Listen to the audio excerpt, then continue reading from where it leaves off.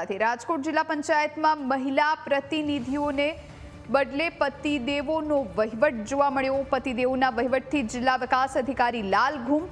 જિલ્લાની અનેક પંચાયતોમાં પતિદેવોના વહીવટનો પર્દાફાશ। 4 મુદ્દાઓ સાથે તમામ પંચાયતોને પરિપત્ર કરાયો। પતિદેવો વહીવટ કરશે તો તલાટી સામે કાર્યવાહી થશે। પંચાયતની સભામાં પતિદેવોની હાજરી પર પ્રતિબંધ। સભામાં માત્ર ચૂંટાયેલી મહિલા સભ્યોએ જ રહેવું પડશે હાજર।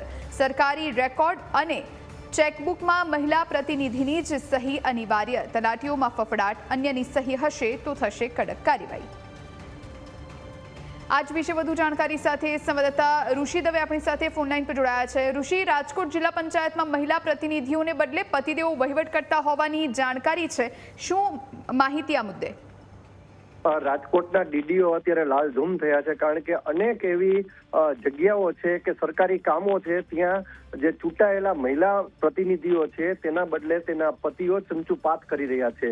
ડીડીઓને છેલ્લા ઘણા સમયથી ફરિયાદો મળતી હતી, પરંતુ અંતે તેમને એક પરિપત્ર જાહેર કર્યો છે અને સ્પષ્ટપણે તેમાં ઉલ્લેખ કરવામાં આવ્યો છે કે જો મહિલાના પતિદેવો કોઈ પણ સરકારી કામમાં ચંચુપાત કરશે, મહિલાની જગ્યાએ પ્રતિનિધિ તરીકે તેઓ હાજર રહેશે અથવા તો તેમના બદલે તેમની ક્યાંય પણ એક પણ કાગળમાં સહીઓ હશે તો તલાટી મંત્રી ઉપર સખ્ત કાર્યવાહી કરવામાં આવશે। આ પ્રકારનું તેમને પરિપત્ર જાહેર કરતા અત્યારે ખળભળાટ પણ મચ્યો છે અને ખાસ કરીને જે ચૂંટાયેલા મહિલાઓ છે પ્રતિનિધિઓ તેમના પતિદેવોમાં ફફડાટ છે કે હવે જો અમે કાંઈ પણ ચંચુપાત કરશું તો પછી તલાટી મંત્રીનું તો આવી બનશે, પરંતુ તેના ઉપર પણ એટલે કે તેમના પત્ની ઉપર પણ કાર્યવાહી થવાની શક્યતા છે।